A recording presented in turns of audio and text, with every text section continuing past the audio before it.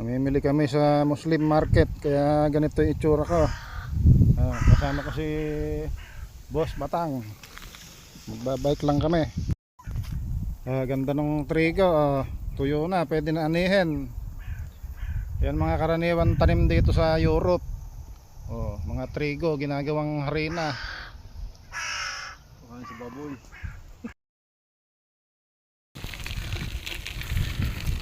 Yan, dito tayo dumaan sa bukid. Daing trigo. Ayun, yung mga bahayan sa dulo. Paanan ng bundok.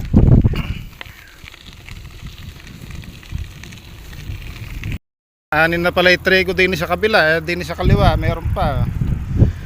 Dito naanin na. Tapos yung mga damo, ay yung mga parang dayami niya, binibilot na ganyan. Ayun, pampakain sa baka.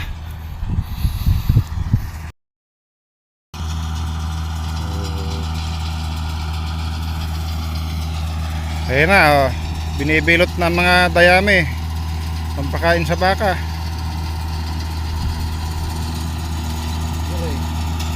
Nakahubad pa ang operator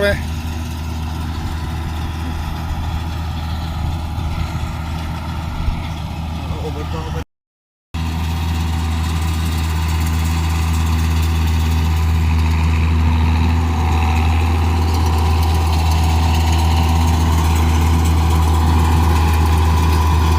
Nakahubad pa ang operator yung mga dayami ayun na, ilalabas na yung nabilog.